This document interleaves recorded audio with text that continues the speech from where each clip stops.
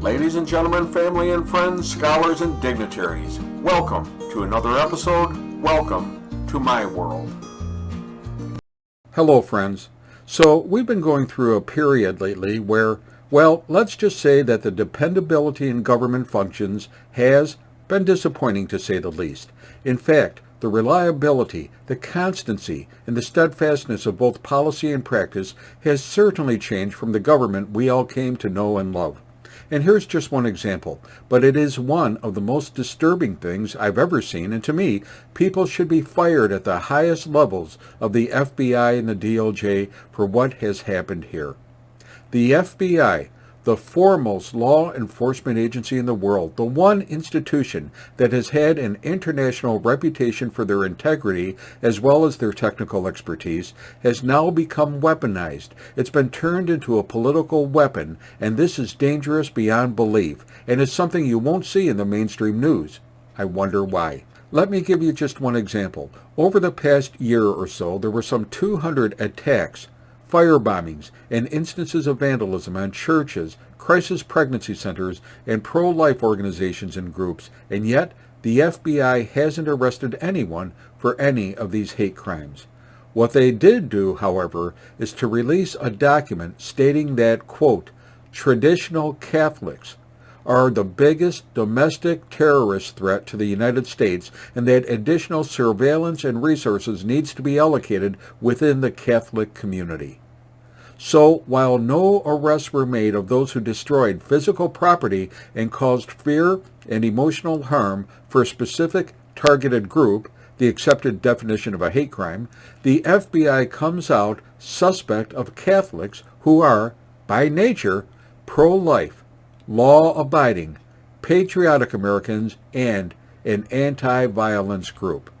And yet, the FBI termed them, quote, racially or ethnically motivated violent extremists, and is looking for opportunities for threat mitigation among Catholics.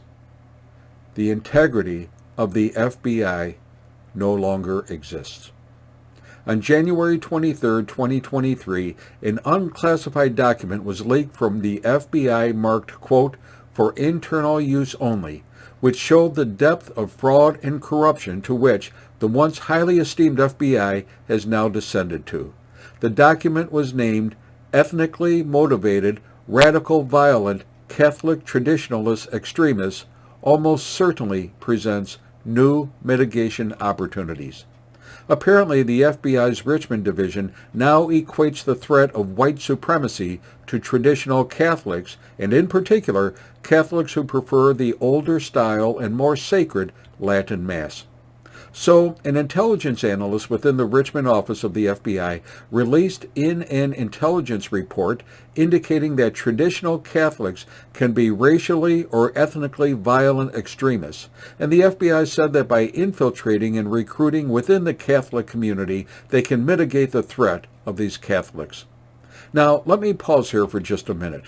The truth is that there is no other group so committed to the Ten Commandments and the laws of God, including thou shalt not kill, and love your brother as yourself.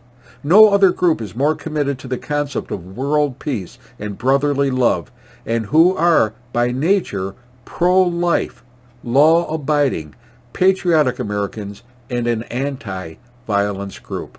And as an aside, where did the FBI get this anti-Catholic bigotry? Well, in great part, from the Southern Poverty Law Center that defined Catholics as a hate group. The FBI relied on this activist group for their intelligence and policy formulation. And to be honest, I'm just not so sure that the Southern Poverty Law Center would be the organization I would trust for domestic policy formulation. There may be, well, conflicting interests, if you know what I mean. So here is an excellent exchange on what is happening within the FBI. Don't take my word. See and understand yourself. It's a Senate hearing on the politicization of the FBI, where Senator Josh Hawley interviewed Attorney General Merrick Garland about the FBI's Catholic bias, especially about a horrendous armed early morning raid with 20 to 30 SWAT agents on a simple, American, pro-life Catholic family for no provocation at all. This is an amazing example of government's denial of responsibility at all cost. Please watch it to the end. Thank you, Mr. Chairman. Attorney General Garland, let me just ask you, does your department have a problem with anti-Catholic bias? Our department protects all religions and all ideologies. It does not have any bias against any religion of any kind. Well, you could have surprised me, because given the resources that you are expending and the apparently intelligence assets that you are deploying against Catholics, it appears, and other people of faith, while simultaneously turning a blind eye while people are executed gang style in the streets of our cities, including in my home state, your answer frankly surprises me. Let's talk about the Mark Houck case, for example. You've been asked about this already today, and frankly, your answers really astound me. This is a case where a Catholic pro-life demonstrator, father, was accused of disorderly conduct in front of an abortion center. The local prosecutor, the Philadelphia district attorney, who is a Democrat, a liberal, very progressive, declined to prosecute. There was a private suit that got dismissed.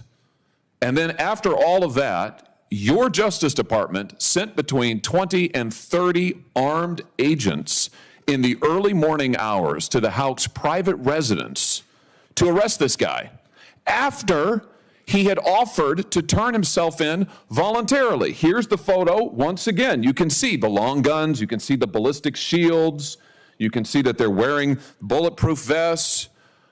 Why did the Justice Department do this? Why did you send 20 to 30 SWAT-style agents and a SWAT-style team to this guy's house when everybody else had declined to prosecute and he'd offered to turn himself in? Determinations of how to make arrests under arrest warrants are made based by the tactical operators in the district. They are not. But you surely looked into it by this point, right? You know the answer, surely. All I know is what the FBI has said, which is that they made decisions on the ground as to what was safest and easiest. So they do not agree with your description of what happened on the scene. You don't agree with my description. I'm pointing out what the photo is. There are agents here who have long guns and ballistic shields. Let's take a look at the hardened criminals that your Justice Department sent these armed agents to go terrorize on that morning. Here they are. Here they are at Mass. Here's the 7 children with Mr. Houck and his wife. In this early morning, they were all at home. Mrs. Houck has said repeatedly the children were screaming. They feared for their lives. You got these agents demanding that he come out. They've got the guns, she said, pointing at the house and at them. He has offered to turn himself in. And this is who you go to terrorize. What's really interesting to me is this seems to directly contradict your own memorandum about the use of force at the Justice Department. You say officers may use only the force that is objectively reasonable to effectively control an incident. Are you telling me that in your opinion as Attorney General, it was objectively necessary to use 20 or 30 SWAT-style agents with long guns and ballistic shields for these people? What I'm saying is that decisions about how to go about this were made on the ground by FBI agents. So you're saying you don't know? I'm saying what I just said. Which is that you're abdicating responsibility? I'm not abdicating responsibility. Then give me the answer. Do you think, in your opinion, you are the Attorney General of the United States? You are in charge of the Justice Department. And yes, sir, you are responsible. So give me an answer. The FBI does not agree with your description. I'm not asking about the FBI. You are the Attorney General. Give me your answer. Do you think that it was objectively reasonable and they followed your guidelines in sending 20 to 30 armed agents to terrorize these people? Yes or no? The facts I have, which are those presented by the FBI, are not consistent with your description. So you think it was reasonable? I'm saying the facts are not as you describe. What, that the children weren't there? That there weren't long guns there? That there weren't agents? What do you dispute? What's the factual premise you dispute? Be specific. FBI said they don't agree with your description of... Be specific. They don't agree with what? Of how many agents, of the agents who were there, and of what their roles were. They don't agree. Do you know the jury in this case acquitted Mr. Houck as I'm sure you're aware. Do you know how long it took him? I am aware, and we respect the decision of the jury. Do you know how long it took him? I don't know. 1 hour. 1 hour. Philadelphia District Attorney declines to prosecute. The private suit's dismissed. You use an unbelievable show of force with guns that I just note liberals usually decry. We're supposed to hate long guns and assault-style weapons. You're happy to deploy them against Catholics and innocent children. Happy to. And then you haul him into court and a jury acquits him in 1 hour. I just suggest to you that that is a disgraceful performance by your Justice Department and a disgraceful use of resources. I notice a pattern, though.